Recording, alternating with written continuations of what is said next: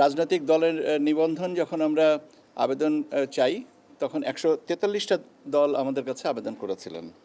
তার থেকে আমরা প্রাথমিক পর্যায়ে বাছাই করে 22টা দলের অনুসন্ধানের বিষয়টা আনি এবং এই বাড়তি যে অনুসন্ধান যেটা হচ্ছে যে মাঠ পর্যায়ে তথ্য এবং পর্যালোচনা এই বিষয়গুলো আমি আপনাদেরকে আগে বলেছি। তথ্য পর্যালোচনার পরে আমাদের অবস্থানটা হচ্ছে দুটো দল প্রাথমিকভাবে শর্ত পূরণ করেছে। একটা হচ্ছে জাতীয় নাগরিক পার্টি আর একটা হচ্ছে বাংলাদেশ জাতীয় লীগ।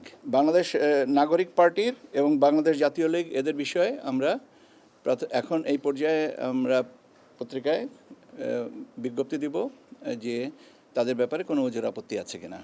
এখানে জাতীয় নাগরিক পার্টির প্রতীক নিয়ে একটা বিষয় অনিষ্পন্ন আছে যে ওনারা যে প্রতীকটা চেয়েছেন সে প্রতীকটা আমাদের প্রতীক সংক্রান্ত যে বিধিমালার তফসিলে নেই এবং না থাকার কারণে আমরা ওনাদের কাছে একটা প্রতীক মানে নিশ্চিত করার জন্য আমরা একটা চিঠি দিব।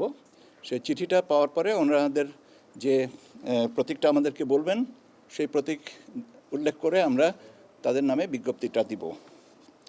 আর বাংলাদেশ জাতীয় লীগের ব্যাপারটা ঠিক আছে, তারা একটা প্রতীকের কথা বলেছেন, সেটা ঠিক আছে।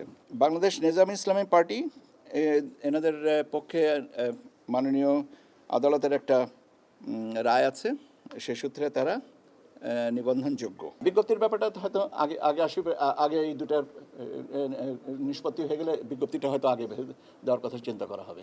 কাজে বিজ্ঞপ্তি হয়তো কয়েক দফায় যাবে, হয়তো যাবে, আমি ঠিক সিদ্ধান্তটা বলতে পারছি না, আগে দিচ্ছি না। আমি বলেছি তো আগে ধাপে ধাপে না, আপনারা যেহেতু আপনাদের একটা প্রতীক্ষা আছে সেই জন্য আমি বলছি যে দুটো দলের, কিন্তু একসাথে তো আমি দুটো দল বলছি না যে আজকেই দেওয়া হচ্ছে। এই কদিনের ভিতরে যদি পর্যালোচনায় আরও 3টা দল আসে তাহলে একসাথে দিয়ে দেবো।